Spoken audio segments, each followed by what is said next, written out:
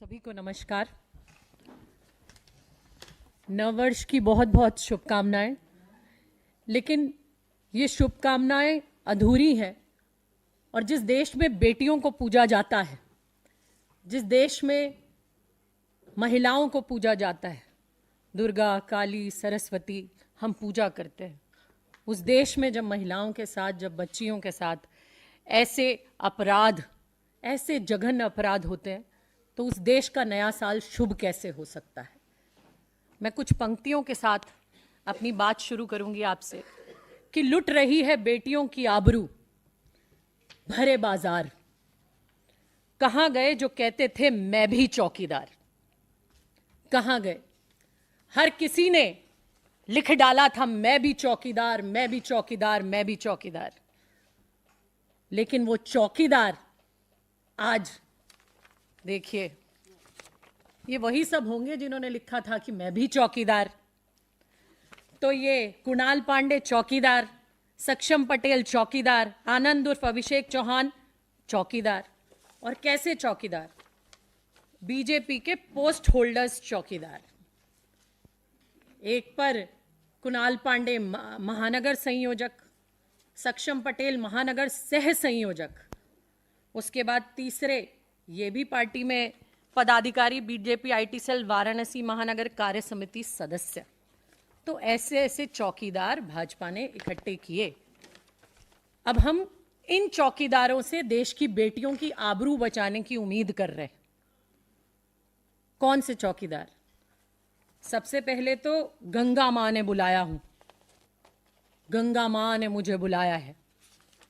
गंगा मां आज रोती होंगी कि मैंने ऐसा लाल बुला लिया कि जो क्योटो बनाने चला था बनारस को, और वो क्योटो में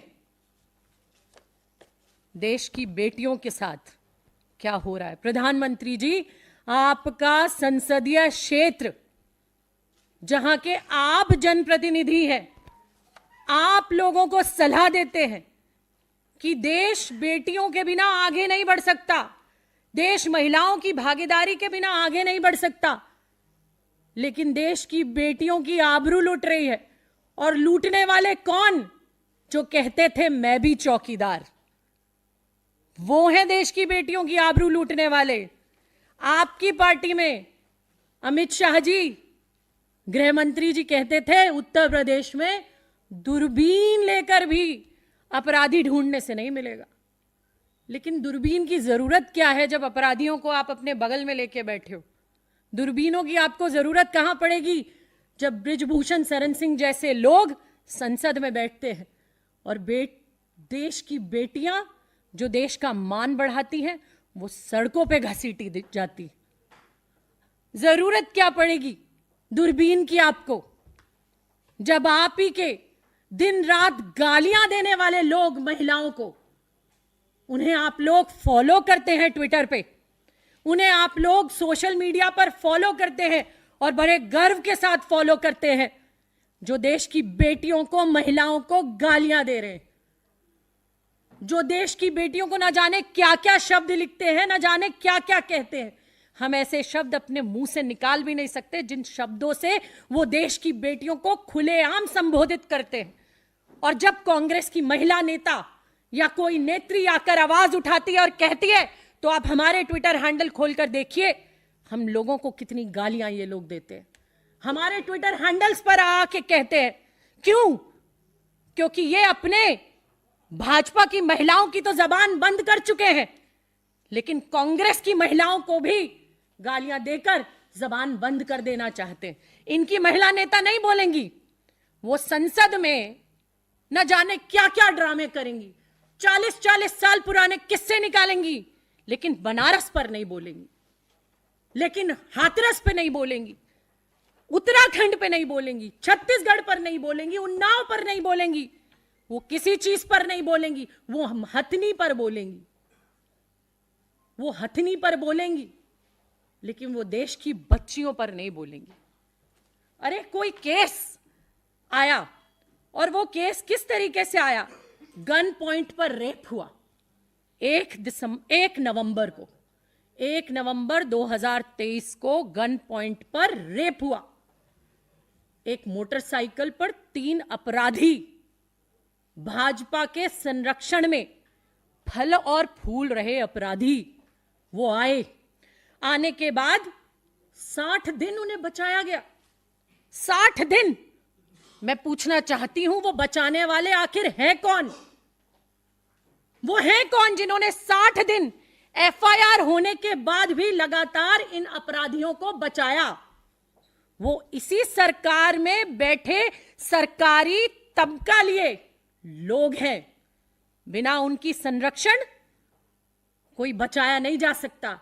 एक आम बेटी से पूछिए आज एफआईआर कराने में कितनी मुश्किल, कितनी मुशक्कत आती है। आप डरा रहे हैं देश की बेटियों को।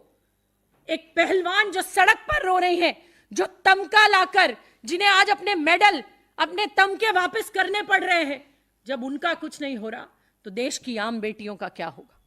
वही होगा जो बनारस में हो रहा है, वही होगा जो गुजरात में बिल्किस के साथ हुआ। उसके बाद अब आप देखिए 31 दिसंबर को बड़े नाटकीय ढंग से जब सारी चीजें हुई, जब सबने विरोध प्रदर्शन किए, जब उस युवा ने, जिसको कल ये वोटर बनाना चाहते हैं, लोकसभा चुनाव के मद्देनजर देखते हुए कि क्या होगा, ये युवा प्रदर्शन कर रहा है, वोट का खतरा, क्योंकि हर चीज तो भाजपा वोट पे करती है।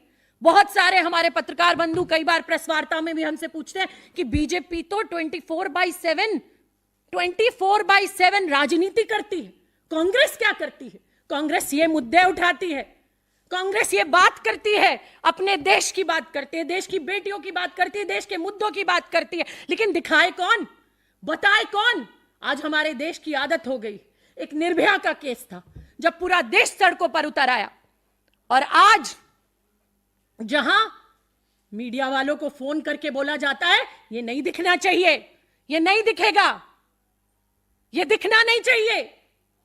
आपके घर में भी बेटियां हैं और मीडिया हाउस चलाने वालों के घर में भी बेटियां हैं, सबके घर में बहू बेटियां हैं, बहन बेटियां हैं, लेकिन दुख और दर्द आज सिर्फ वो समझता है जिसके घर पर बीतती है। लोगों ने एक दूसरे का दर्द समझना बोझना बंद कर दिया है। क्यों?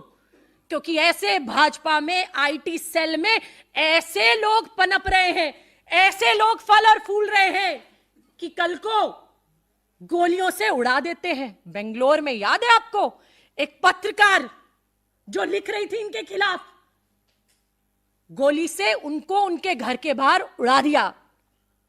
उड़ाने के बाद जो उड़ाने वाले थे उनके ट्विटर हैंडल, सोचिए आप, बड़ा आश्चर्य की बात है कि हमारे देश के प्रधानमंत्री गालीबाजों के ट्विटर हैंडल, मैं क्यों प्रधानमंत्री जी को बार बार यहां कह रही हूं? क्योंकि बनारस की बात है, प्रधानमंत्री जी के संसदीय क्षेत्र की बात है, और अगर हर जगह का जनप्रतिनिधि जवाबदेही है तो प्रधानमंत्री भी जवाबदेही है अपने संसदीय क्षेत्र के लिए। क्यों नहीं देंगे जवाब? क्योंकि प्रधानमंत्री है, क्योंकि हम डर जाएं। हम आंदोलन से निकली पार्टी है, हम देश की आजादी की लड़ाई से निकली पार्टी है, जिन्होंने 100 साल अंग्रेजों से लोहा लिया, नहीं डरे, फांसियां खाई, फांसियां लग गई हमारे क्रांतिकारियों को, लेकिन डरे नहीं कांग्रेसी। तो हम डरने वाले नहीं हैं, हम बात करेंगे और हम सवाल पूछेंगे प्रधानमंत्री जी आपसे। आपका संसदीय क्षेत्र है, बताइए 60 दिन क्या आपका संरक्षण था? क्या आपके कहने से मध्य प्रदेश प्रचार में गए ये लोग? बताइए किसके कहने से इन लोगों ने वो मोटरसाइकिल पर 3 लोग रेप करने के बाद मध्य प्रदेश कैसे पहुंचे? 1 नवंबर की एफआईआर के बाद अरेस्टिंग क्यों नहीं हुई? योगी आदित्यनाथ, अभी हमारी बड़ी बहन नेटा डिसूजा ने कहा कि बुलडोजर पहुंच जाते। अभी कई हजार घर उत्तर प्रदेश में तोड़े गए, बिलख रहे हैं लोग, तड़प रहे हैं, रो रहे हैं कि हमारी पुश्तें इन घरों में रह रही थी, हमारे घर उजाड़ दिए, आज हमारे पास रहने की जगह नहीं है। उन्हीं मुख्यमंत्री जी को, योगी आदित्यनाथ जी को, वो क्योटो में, प्रधानमंत्री जी के क्योटो में ये जो 3-3 अपराधी बेटियों के साथ बलात्कार कर रहे थे, इनके घर बुलडोजर नहीं भेजा गया। मैं पूछना चाहती हूं योगी आदित्यनाथ जी, इनके घर बुलडोजर कब भेजेंगे आप? इनके घर कब बुलडोजर जाएगा और कब इनके घर की छत टूटेगी? कब इनको फांसी के फंदों पर चढ़ाया जाएगा? क्योंकि खुले तौर पर आपका संरक्षण है, क्योंकि गिरफ्तारी की जहां तक बात है, गिरफ्तारी तो आपने कर ली, करनी पड़ी आपको, आपकी मजबूरी हो गई कि जो छात्रों का और समाज का दबाव आप पर पड़ा। लेकिन आप मुझे बताइए कि आप क्या इनको भी उसी तरीके से छोड़ देंगे जैसे आपने बिल्किस के अपराधियों को गुजरात में छोड़ा था? मुझे लगता है ये भी जल्दी छूटेंगे, और जब ये छूटेंगे इनका भी शीघ्र ही फूल मालाओं से स्वागत होगा। इन्हें भी भाजपा के मंचों पर संरक्षण मिलेगा, जैसे गुजरात में बिल्किस के बलात्कारियों को मिला। फूल मालाओं से स्वागत हुआ भाजपा के मंचों पर उन बलात्कारियों का। यह देश में खुले तौर पर हो रहा है,